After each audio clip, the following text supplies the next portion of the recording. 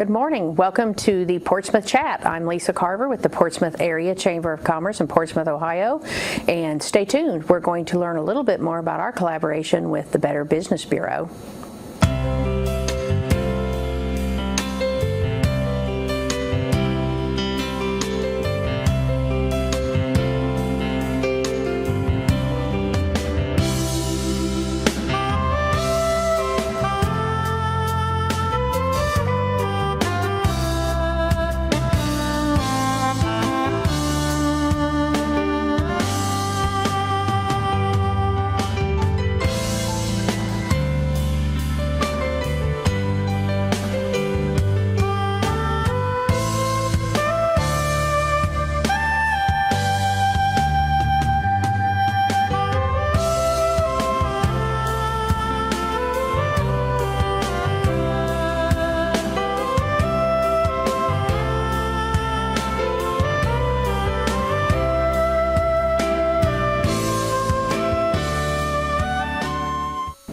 Welcome back. Again, I'm Lisa Carver with the Portsmouth Area Chamber of Commerce. My guest today is Sandy Guile with the Better Business Bureau. We've been collaborating for several years now, Sandy, and first of all, let's tell them a little bit about yourself. Thank you for having me on the show today. I really appreciate it. I am the Public Relations Specialist for the Better Business Bureau based out of Cincinnati, and my primary responsibility is to not only ensure that there's ethics in the marketplace between consumers and businesses, but it's also kind of educating people about Better Business Bureau, what we do, and I also represent the BBB Center for Ethics. Great. I know at the Chamber of Commerce, we a lot of times we will get confused, our services get confused with the Better Business Bureau. Oh, really? So this collaboration has been real important for us to educate the people, and I know recently we worked on something together. It was an ethics panel for ethics in the real world, ethics in the workplace. Tell us a little bit more about that. That was a fabulous event. I was so excited to see so many people out in the audience, not just from the business sector, but also from the Shawnee State University, who was a gracious host in having our event, and we had a wonderful group of panelists. I believe we had the Scioto County Commissioner out there. We had somebody from the we had Brian Davis, the Scioto County Commissioner. We had Michael McPhillips. That's right. Shawnee State's General Counsel. And Mary Kate Diltz. That's who it was. Yes. She is with Southern Ohio Medical Center. Exactly. And each one of them brought an interesting perspective on what people should or should not be doing in the marketplace or in the workplace as well. And it's important for people to understand that ethics is a very important topic, especially these days, because everybody is on social media. Everybody has their personal opinion. And sometimes what we should and shouldn't do gets lost in translation, especially in a workplace environment. So the key message for that program was to have an open dialogue between these agencies to kind of give their thoughts and their opinions on how parameters need to be set in the workplace, especially for the younger folks that are going into the workplace for the very first time. Social media plays a huge role in that, because sometimes if we have a bad day at work, we tend to tweet about it, Facebook about it, Snapchat about it, but we don't think about where that message is going and who's impacted by that decision to post that message. So it was a really engaging conversation. We also talked about the origins of ethics, the 5 steps to ethical decision making, and we had a great conversation on how we as a society need to move forward in ethics. Yes, it was very interesting, and like you said, stimulated a lot of questions from the audience. And I, again, too, was happy to see a lot of the college students there, like I say, getting ready to hopefully enter the workforce, and I think it was a good message for them to hear as well.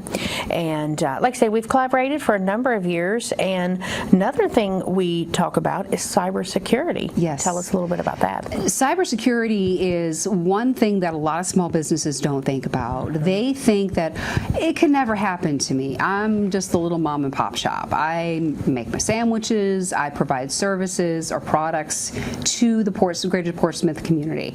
And nobody's really going to worry about me because I run such a small business. 60% of businesses will go out of business if they experience a cyber attack. And this could be a data breach, this could be a malfunction in their software or their malware, and it's devastating to them because they didn't have the appropriate processes in place. I've been out to the Portsmouth community about 3 or 4 times over the last 4 or 5 years, and we've talked about putting a plan in place and basically finding 5 steps to put that plan in place, especially if you've got employees, teaching them how to use their electronic devices safely, how to come up with strong passwords and strong passphrases in order to protect that information, and also explaining on how it is the business's responsibility to protect that information, because that's their consumers' information, that's their customers that they want them to come back to their business. So heaven forbid something should happen to that information, they need to take the steps appropriately to report that something has happened to that information and how they intend to recover from it. Very good. And those are always very well received by our members also, the cybersecurity events. Like I say, we've collaborated for a lot of years, and like I said, a lot of times we will get calls at the Chamber of Commerce, businesses thinking we can act as a Better Business Bureau, take complaints and things like that, and obviously we refer those folks to you. And tell us a little bit about the accreditation process of the Better Business Bureau, because I know that's real interesting and important for our members as well as all businesses. Better Business Bureau has been around for more than 100 years, and we were actually founded by an account executive that worked for Coca-Cola, and he noticed that advertising back in the early 1900s wasn't exactly as honest as it should have been. He felt like a lot of consumers were being taken advantage of. He says, we need to do something about this. So they did. A group of business owners came together and they put the processes in place to kind of monitor advertising, which is really how BBB got its start. The Greater Cincinnati BBB started in 1926. Well, that led to that collaboration effort starting off in the advertising industry to the accreditation process. And what the accreditation process really is it's completely voluntary. You are invited to become accredited by BBB. You have to be in business for a minimum of 6 months, have no complaints lodged against you, registered with the estate, have appropriate insurance coverage. That means liability, workers' comp, anything, licensing, anything that's related to your particular industry, and 3 references so we can do a background check to make sure that everything is kosher. Then, after all of that background work is completed, it is then presented to a board of trustees, and they determine whether or not you are fit, your business is fit for accreditation. And then once you have that BBB seal, you're welcome to use that on marketing materials, but you must live up to our standards. Very good. And I know, our membership with the Chamber of Commerce, that adds credibility to a business. Absolutely. Just the same as, like, say, being accredited by the Better Business Bureau. So obviously it's a benefit we can give our members and all businesses in the area. And like I say, I look forward to our collaboration going forward. So I know we'll be covering some of these events again next year. And is there anything else you'd like to talk about with the Better Business Bureau? Your role or anything? We sincerely appreciate the reciprocity agreement that we have with the Portsmouth Chamber of Commerce. It has been a wild and crazy ride at times. It's been also genuinely appreciated because we think we're helping out the greater Portsmouth area and bringing a lot of trust in the marketplace. But I'm really surprised you haven't mentioned the golf outing. I know. I wondered if we were going to talk about that. Yeah, every year we have the Portsmouth Area Chamber of Commerce golf outing, and the Better Business Bureau is one of our gracious sponsors for that. And again, that's a way to get you out in the community, talk with the members, potential members for you, and like I say, that's coming up in September, and I know we'll see you there. Oh yeah. And like I say, we appreciate that sponsorship, and but like I say, we really look forward to the coming year, where we'll cover these events again, possibly some new ones. Yeah, we're always trying to come up with new programming, new ideas, and if anybody's watching this, we're open to new ideas. Oh, yeah. If there's a new idea or a program that you would like to see from either BBB or the Chamber, I'm sure Lisa would love to hear about it. Yeah. Well, thank you, Sandy, and I appreciate having you today. And again, stay tuned for our future broadcast when we give you the dates for the coming year. And thanks again, Sandy. You're very welcome. Appreciate it. Hello, I'm Lisa Carver, the Executive Director at the Portsmouth Area Chamber of Commerce. Our guest, Sandy Guile with the Better Business Bureau, has several segments that she's going to be sharing with you with different topics about the Better Business Bureau. Hello, I'm Lisa Carver with the Portsmouth Area Chamber of Commerce. My guest today is Sandy Guile. She's with the Better Business Bureau, and she's going to tell us exactly what the Better Business Bureau does. Thank you, Lisa. What the Better Business Bureau does is we're an advocate for businesses and consumers. So if you have a complaint about a business, what we can do is try to resolve it between the business and the consumer. We try to bring both parties together to try to resolve whatever that complaint was. If, by chance, there is no resolution, we then can try to take it to arbitration and mediation. After that process is complete, hopefully both sides of the equation are happy. If not, let's just face it, we can't make everybody happy.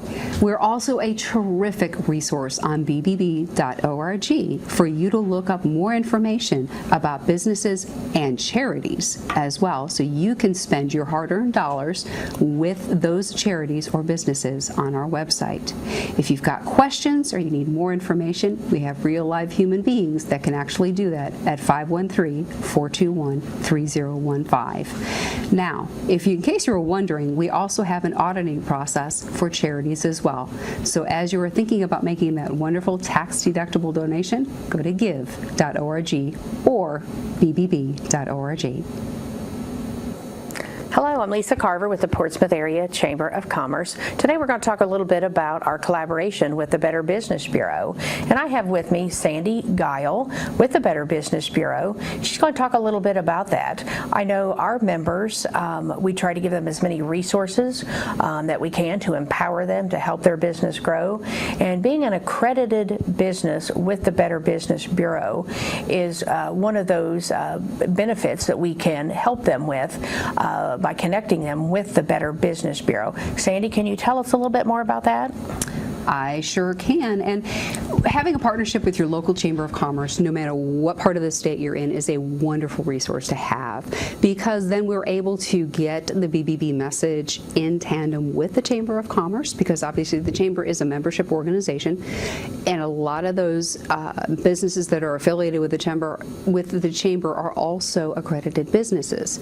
So therefore, we're trying to build up business communities in small towns, in large metropolitan areas, anywhere in between, and it's great because then we can host events, co-host events, and get that message out there to encourage businesses and communities to come together in one great area.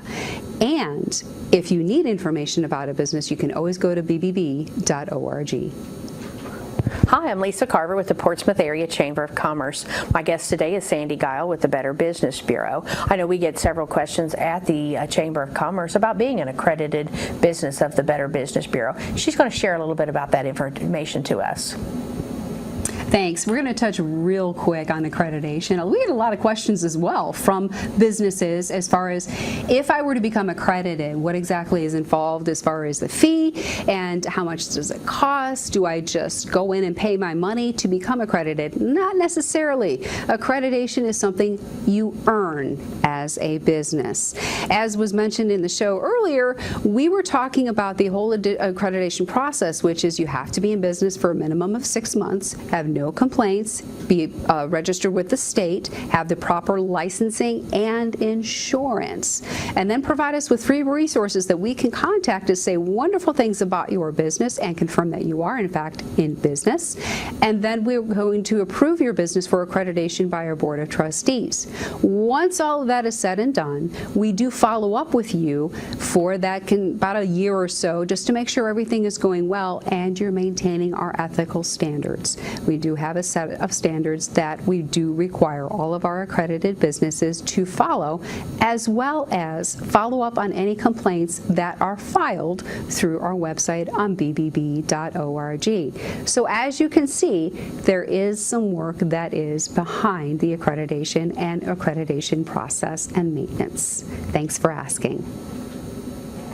Hello, I'm Lisa Carver with the Portsmouth Area Chamber of Commerce in Portsmouth, Ohio. My guest today is Sandy Guile with the Better Business Bureau. She's going to be talking to you a little bit about the Center for Ethics. The Center for Ethics is the nonprofit arm of the Better Business Bureau. What they are responsible for is monitoring activities for charities, but they also have an outstanding program for our In Pursuit of Ethics program. This program reaches out to high school students, college students, community organizations, and businesses. So if you don't have an ethics program in place, you need ethics training, BBB Center for Ethics is the place to go at centerforethics.org. It also is a great way to maybe get a refresher course on your own ethics. We've been out to Portsmouth Chamber of Commerce on a couple of occasions to talk about ethics. We've had a great number of panel discussions as well, talking about the very topic. And you're going, why is ethics important? It's the very core value of what helps us make those ethical decisions and how we run our lives on a day-to-day basis. We also have great fundraisers as well. At centerforethics.org, you can learn more about them. Hello, I'm Lisa Carver with the Portsmouth Area Chamber of Commerce. I have with me today Sandy Guile with the Better Business Bureau. She's going to be sharing a little bit of information about her weekly BBB chat on 106.7 FM WIOI. Every Tuesday, 8:05 a.m. on 106.7, Chip Millay and I ham it up on BBB Chat. But it's more than just talking about the Bengals, the Reds, Chip's Instapot. We also talk about cybersecurity. We talk about how to protect your information online, also at the door, on your cell phone. We all get those annoying robocalls, let's face it.